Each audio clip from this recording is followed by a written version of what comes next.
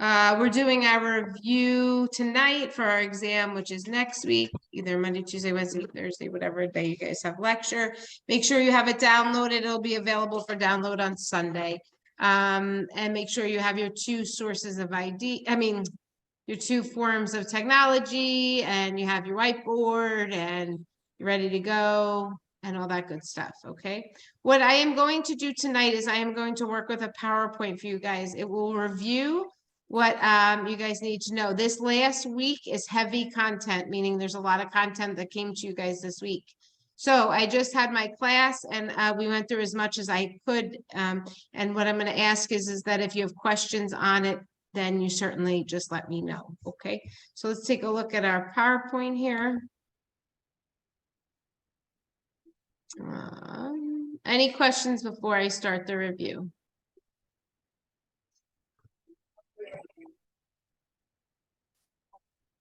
No? Okay.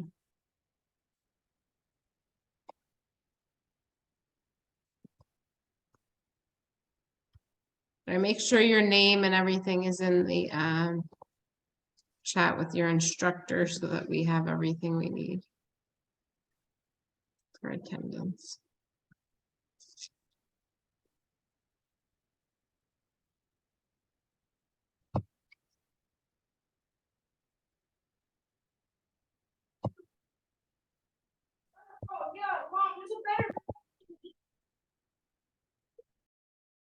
All right, just 1 second, guys. I'm getting our PowerPoint ready to go, and the computer's been so slow today.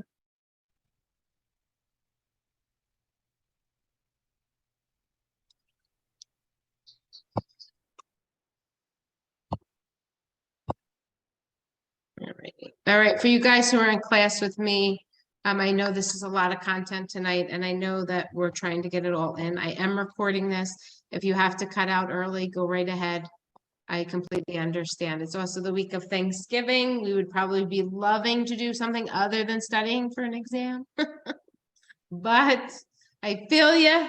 I would like to have this week off too, but we're not going to. So here we lay, and we are doing this together. So I am here for any questions you have while I'm going over our PowerPoints and our review. I'm going to emphasize to you guys, hey now, I'm going to emphasize to you guys what I really want you to know on your study guide. So please follow along the best you can. Highlight as I talk to you guys. That's usually our best case scenario. And then we can go over. So it's going to cover a bunch of chapters. I'm not going to go over it with you. It might get overwhelming. So it's going to cover a bunch of chapters. We know this. When we take a look at our first topic, it's going to be community and community assessment. When we are looking at community, we are going to be looking at our place, our people, our person, and our function. So please know that when we're looking at community, we're going to look at our place, our people, our person, and our function. When we are looking at our people, we're going to look at our data. We're going to get that from like our tourist bureau, a civic group, our churches.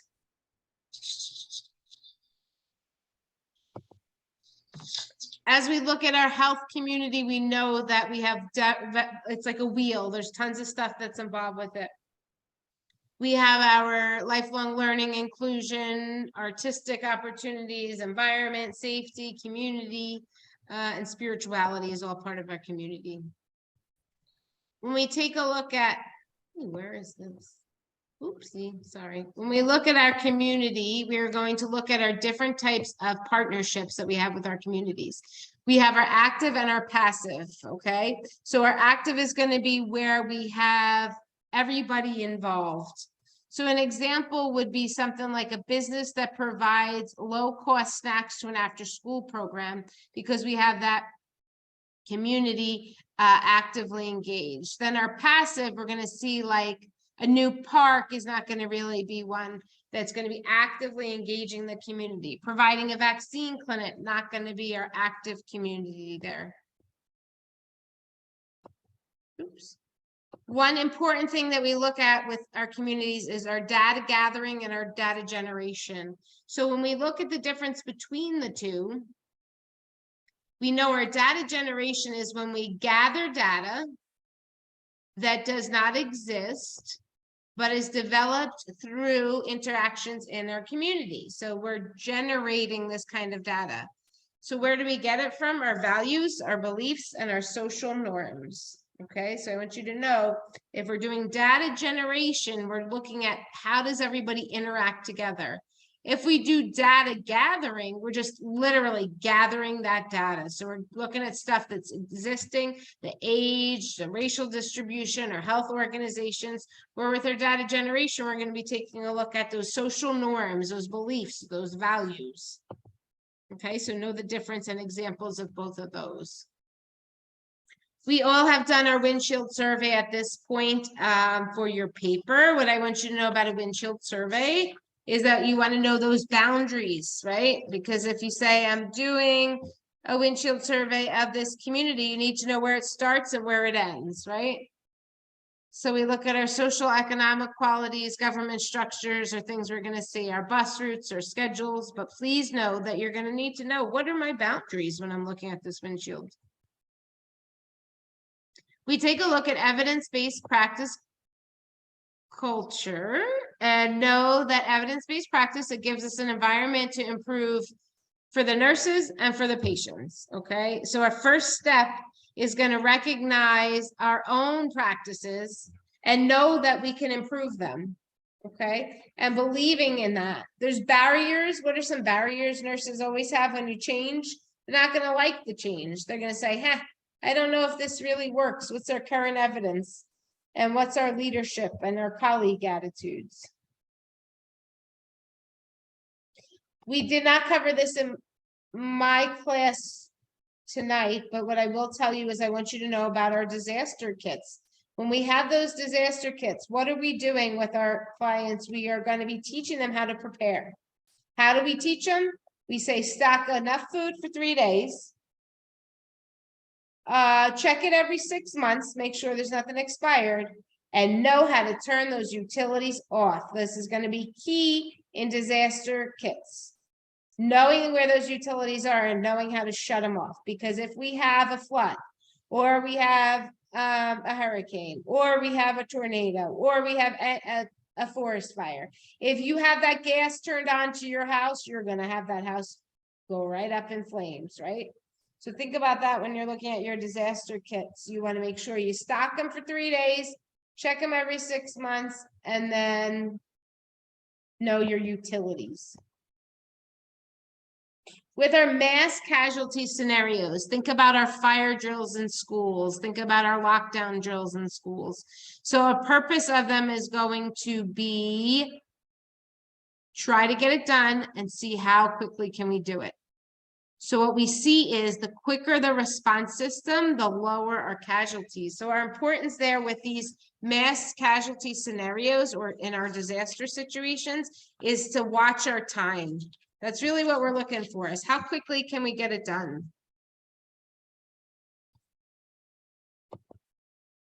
So we look at our natural disasters. We know we have our national response framework. And the role that that does is it helps support the community with disaster, housing, medical resources, firefighting. So natural disasters are going to have our NRF, which is going to come in and help. It's our national league that's going to come help. I'm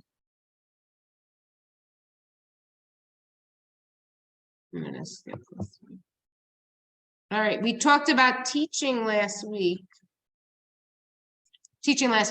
So we know when we're developing education-based programs, the nurse is going to determine, who am I teaching to? We got to know who to teach to, right? And then once I know who I'm teaching to, we have to know, what am I going to teach? And what theory am I going to use as our framework? And then what strategy are we going to use? Right? And so this is where Bloom's taxonomy, we talked a little bit about that last week, what that does. We know we have our 3 domains of learning. Cognitive is how we think. Affective has 2 F's in it. It's how we feel. Psychomotor, motor means to move. So that's going to be our skills. So a question may be something along the lines of, What domain of learning is demonstrated with having the teach back method done with diabetics using insulin? What would that one be? Teach back method with injections. Psychomotor. Good. Yep. Because you're doing something hands-on, right? You're doing the skill. So a question like that may pop up if possibly. Professor, Yep. are you kind of like following the exam guide itself? Because I don't have that on my study exam at all. Okay, well then I would write it on there. Okay, Okay. thank you. Mm-hmm. It's on page 4. Okay. So I cover most of what's on the study guide. I make sure that I cover everything you guys should know. Okay, so let's be clear on that. Okay, thank you. You're welcome. All right, when we're looking at our teaching, is it effective? What are we going to do? We're going to have them teach back to us, right? We're going to say, tell me what I just taught you. Tell me, was it effective? Okay, so teach back is our best method. We're going to design things. We are going to want to know our Generation X here. What do they like to do? Our Generation X, they're going to like those group activities. They're going to like those e-learning. They're going to like active learning. They're going to like sharing of our best practice. Okay, as opposed to our traditionalists that are going to go, no, I want a book, and no, I want to see it in, written. Anybody who has kids, I don't know if anyone's noticed this, but with school-aged kids, now they don't have textbooks. So it's teaching to this like downloads, the podcast, the webinars, the short, technology. So they tell the kids, if you have to study for your math test, go online and try to find the resource. So realize we're looking at different groups here. Generation X is one that I want you guys to know about. They're going to like that group work. They're going to like that e-learning, that active learning, that kind of stuff. All right, we take a look at medical malpractice, which is going to be something I want you to know about. So it's our doctor-patient relationship does exist. It's when our doctor is negligent. The negligence is going to cause or lead to injury. And then the injury leads to harm. This is all what's going to be proven as our medical malpractice. And when we look at malpractice for liability purposes as nurses, what do we know? That as case managers, we worry about liability.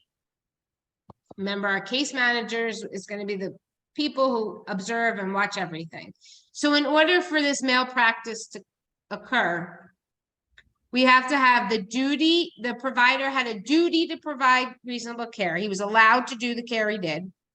Something happened that he didn't do, or he did do. So a breach occurred through an act, and the act caused injury or damage to the client. Okay, so those are our 3 conditions. Please know those.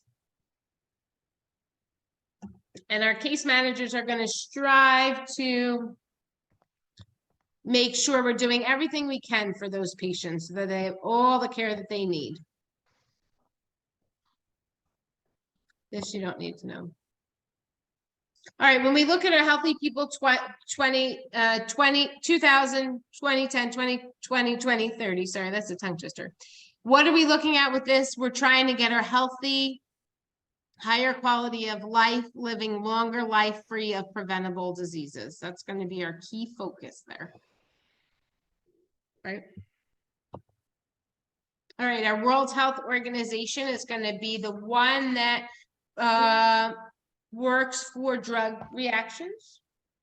We're going to look for vaccines. Remember, this is World Health, so anything that's going to be international occurring diseases, and following collaboration among our countries.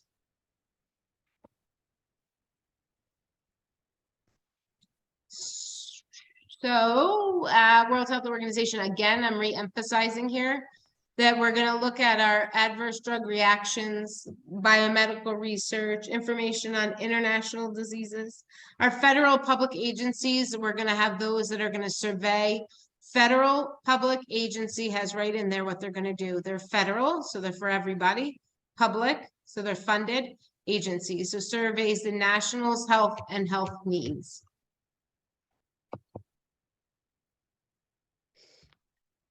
Any questions up to this point?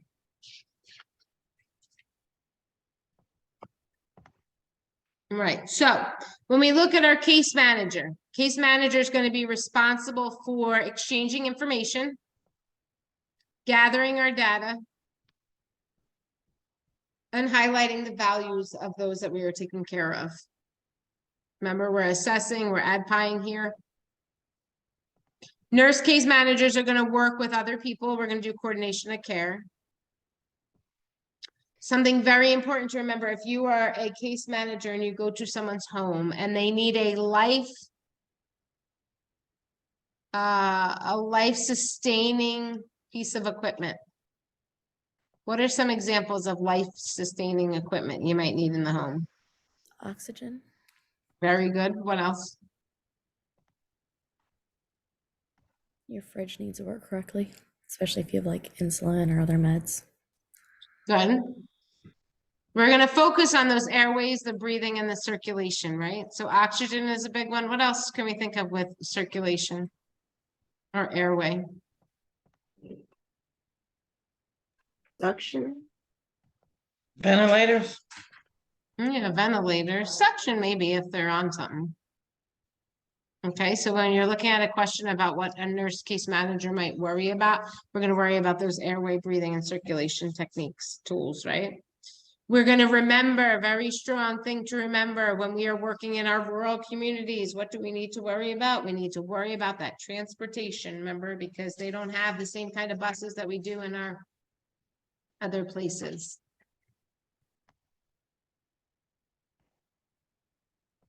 Any questions up till this point?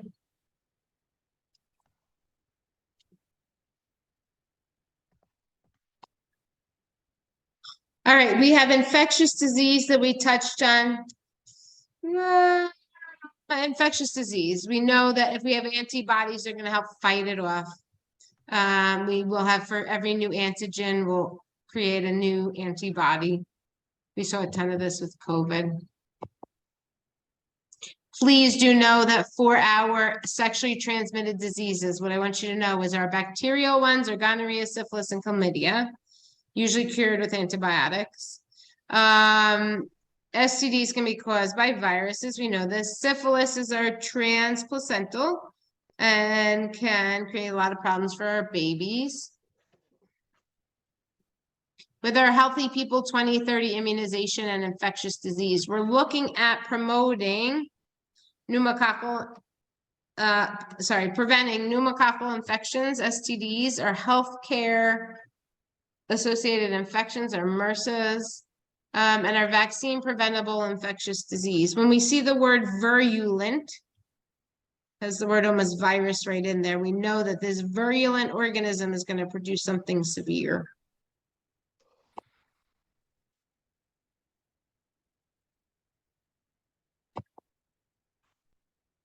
All right, so we talked tonight a little bit with our Kahoot about our surveillance systems. We're gonna have that passive and we're gonna have the active, okay? In our active, we're gonna see that we're gonna have more involvement is what we would say. So in an active system, we're gonna, as nurses, be actively engaged. With our passive, we're gonna see healthcare providers really reporting and telling us what's out there.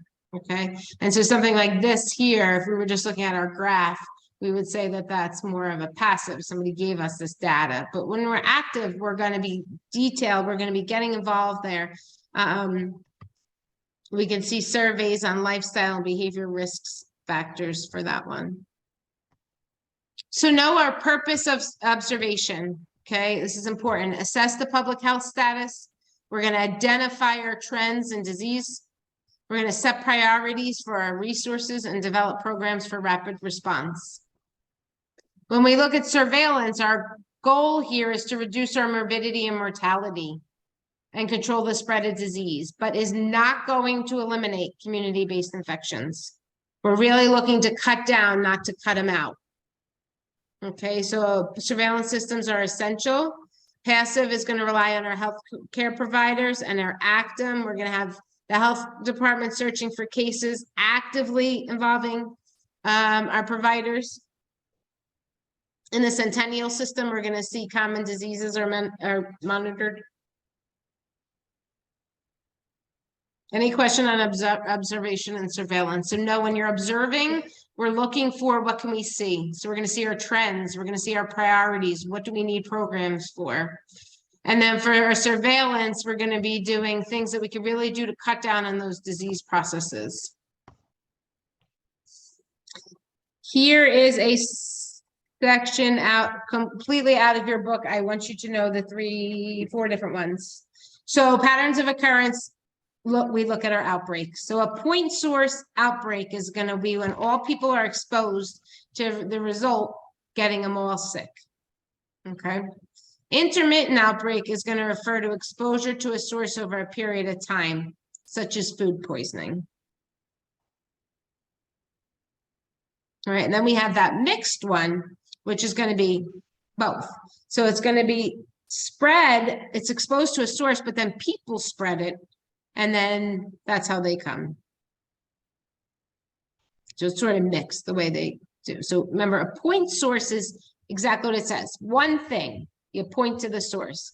An intermittent outbreak is going to be intermittent. So it tells you right there, over a period of time, right? With people getting sick all the time. Example is food poisoning.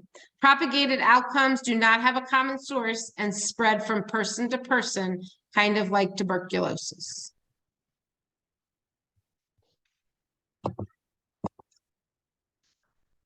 When we are looking at our community-based programs, we're going to make sure before we plan them, what do we need to figure out? What do they need? So we're going to do a needs assessment. During the pre-active phase, the nurse is going to project future needs.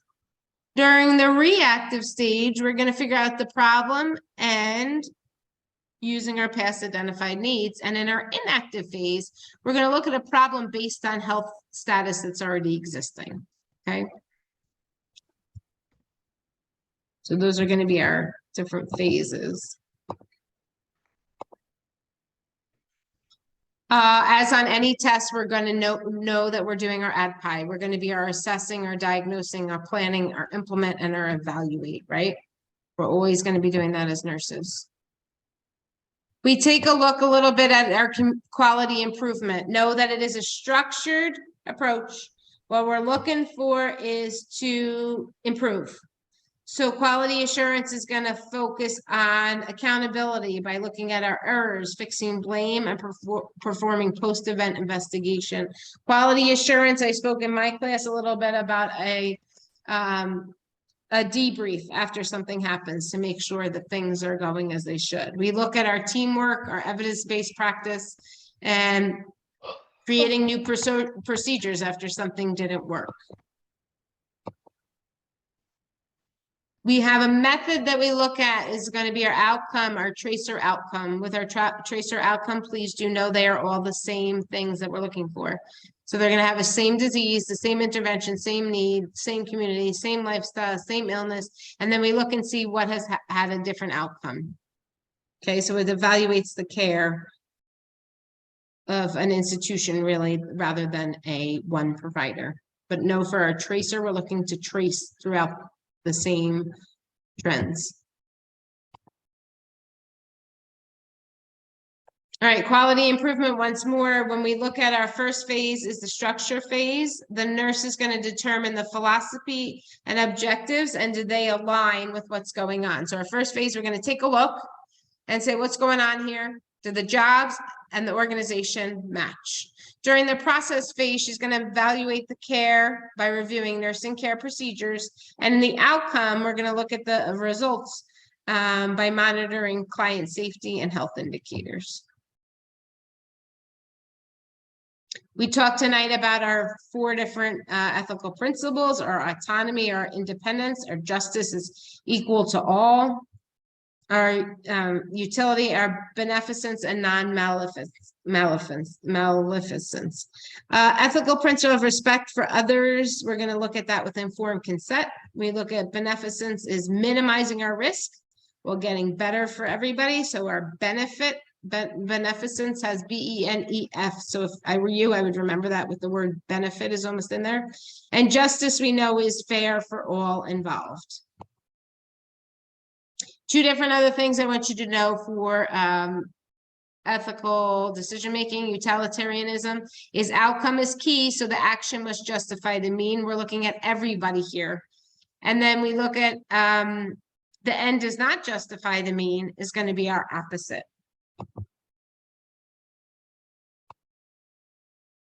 Feminist ethics is going to advocate for economic, social, and political equity and reject abstract rules and principles. We're going to see our virtue ethics help people to flourish into human beings. Our non-maleficence is to do no harm. It has the word non right in there, so that's a way to remember that. And caring ethics is based on our relationships. We talked in my class this week, and we will go over this here again, our immigrants. We often have those financial constraints. We have those language barriers. We have differences in social and religious cultural backgrounds. Lack of healthcare provider knowledge of the needs of immigrants can be a factor. Family conflict can develop because they're going through a whole bunch and they're adjusting to a new place. When we look at our refugees, we're going to think about the trauma they've gone through and what are we going to make a priority for them is getting some therapy to help them go through the trauma they have just come out of. Know with our cultural competency, we know our Native Americans are past oriented, so we're going to make those appointments for them. We're going to not instruct them to call in 3 weeks. The nurse is going to call and schedule the appointment in 3 weeks and then provide specific instructions for that Native American client.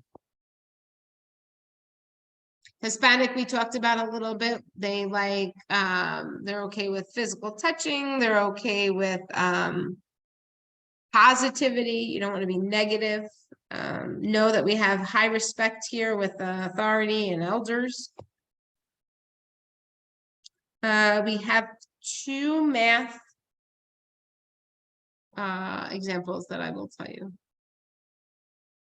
You're going to see a problem where you have an amount ordered. You're going to need to do your times your conversion factor is going to give you your desired amount. So if I have 50 mLs over 15 minutes and my factor is 10 drops per 1 ml, that'll give us 33. Any questions on drop factors, how to solve these math problems? Know your equations. I learned math a different way, so. But what we are going to see is when we're given an amount, okay, and we are given an ml and a minute, and we're trying to figure out how many mLs in 1 minute, we're going to line them up like fractions, right? And we're going to solve, we're going to cross multiply, and then we're going to divide to get our x. So if we're looking for drops per minute, we're going to known versus our unknown. So we know what our drop factor is, and then we know what we're looking for. So same kind of thing here. You're going to multiply and then divide out with a ratio.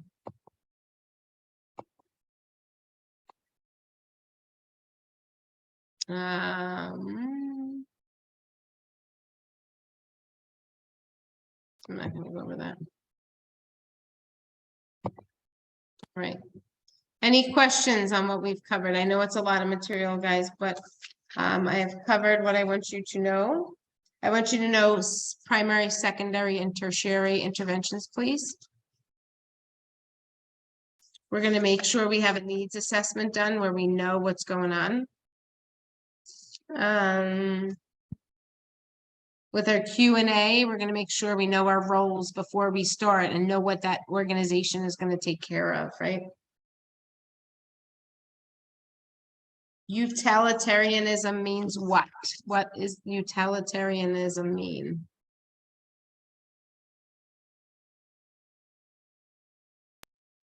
The way I remember this is you take care of all. So the action must justify the means. good. Very good.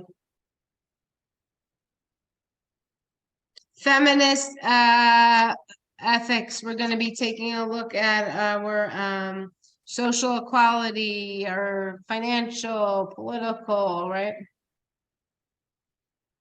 What are refugees gonna worry about? Getting Therapy? that trauma care, the therapy. Yep.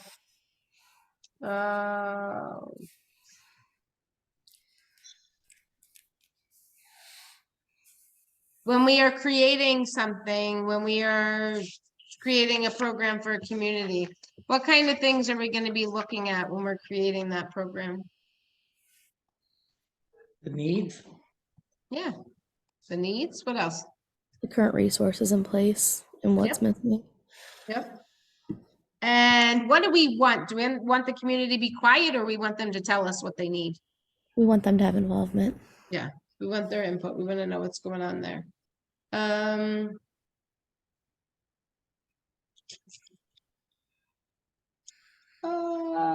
Let's see. Virulent organism means what? They're the ones that Severe can get really virus. bad.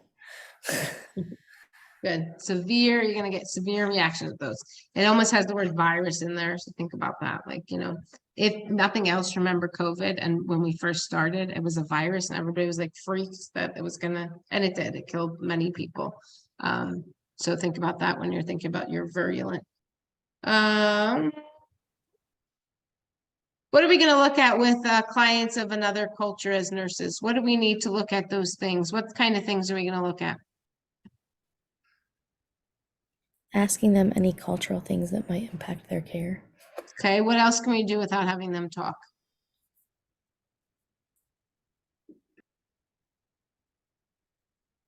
I told my class I was in a circumstance where I was assumed to be part of a culture and I wasn't.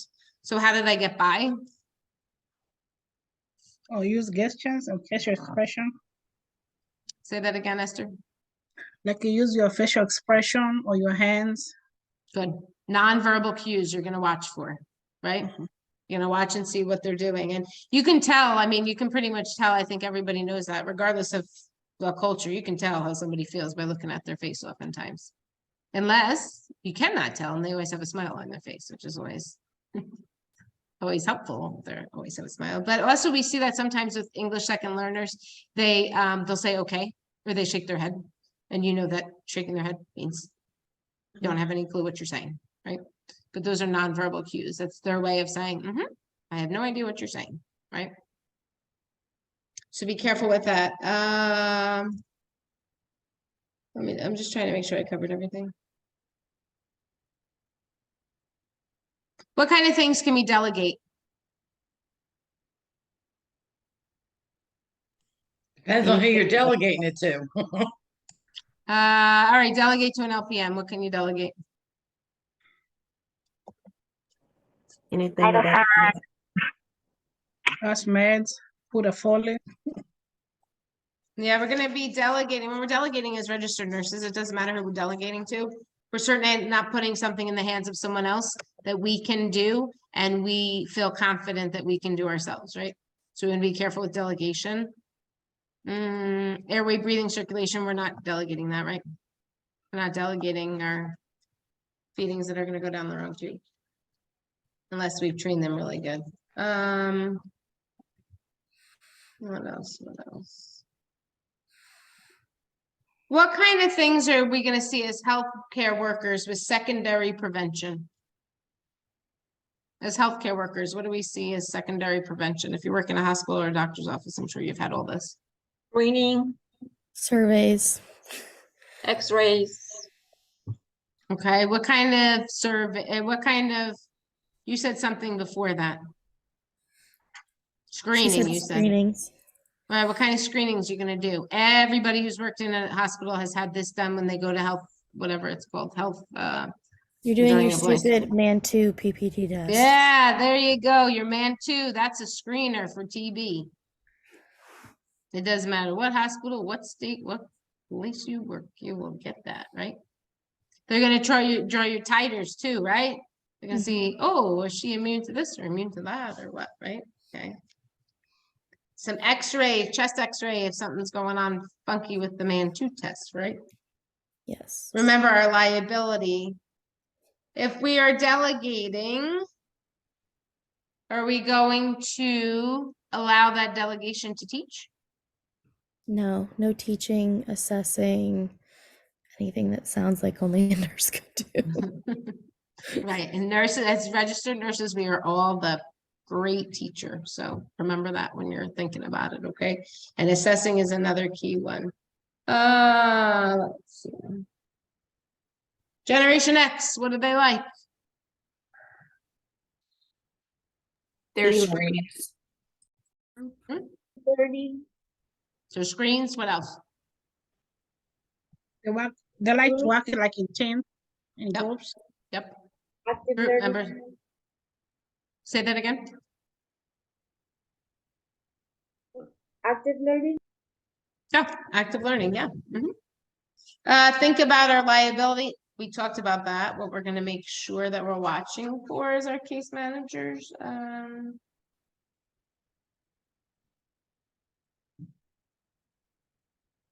I will tell you, there's a couple questions on delegation.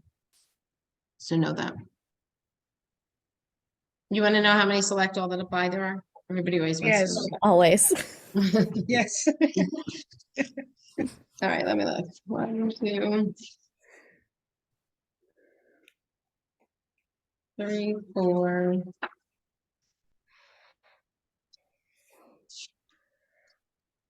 5, 6, about 9. Can hear my grade dying. That's a lot. It's not dying. You have confidence. That's Have almost confidence. 20 points. Yeah, but you guys got this. I went over all that you should know. Trust me. Select all that apply. I went over. If we miss those, that's an 82 right off the bat, man. Oh, but we Yeah. can't think about missing those. We have to think about what if I get them all? Then that's an easy 18 points. Okay. Excuse me. Yes. Are you gonna send a recording to our teacher? Yes, I always do. Yep, I'll send it as Thank soon as you. we're done here. Yep. Make sure your name and teacher is in the chat room. Is there anything else you guys want me to go over? Remember, I will give you some remembers. This will be my last 5 minutes of remembers. Remember, when we're looking at community, we're looking at people, we're looking at place, and we're looking at function, right? When we are looking at our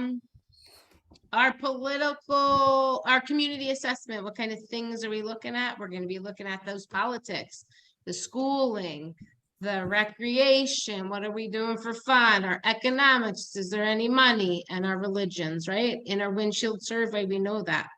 We did that with our windshield survey.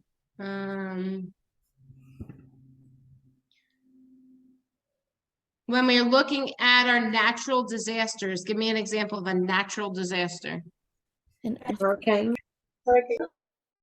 Earthquake. Tornadoes. Fires. a mudslide. Watch on fires. Fires can be both. Right?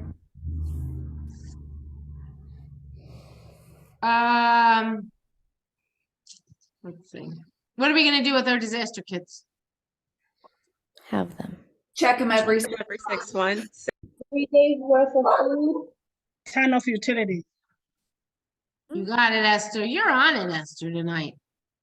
Yes. You must be sick of my voice. You've been on with me for, No, I'm trying to get everything in. I know. Yeah, but you're answering very well. I'm feeling good about you tonight.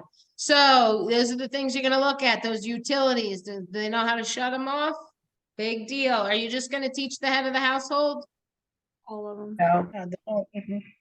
No.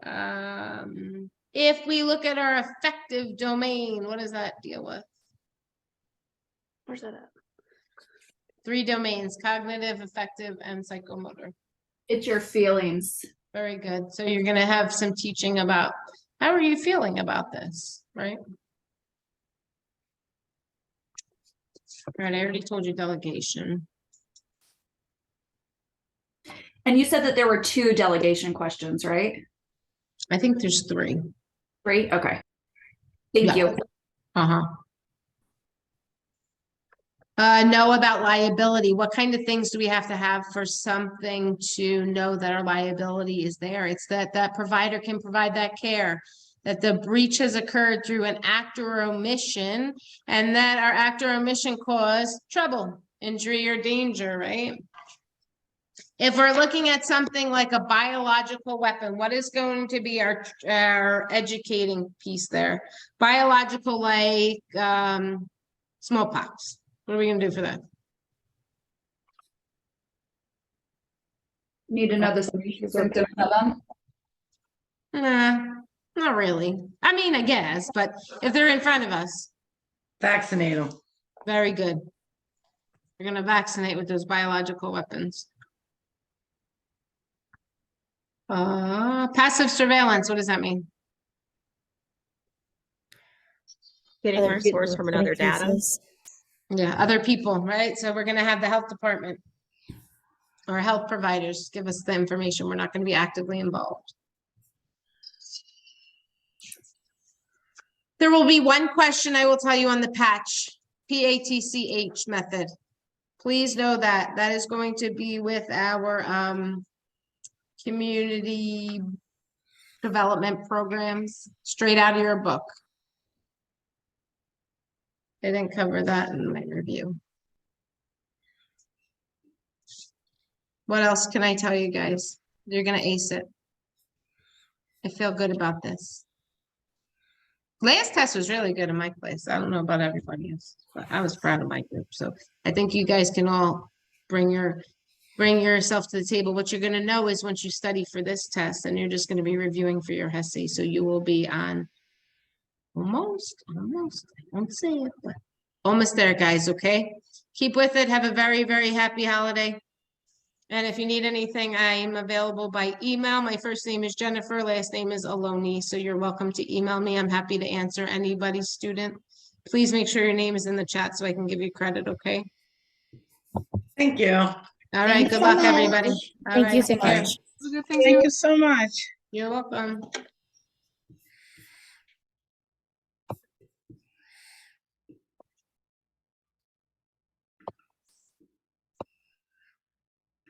You okay? Yep. She's done.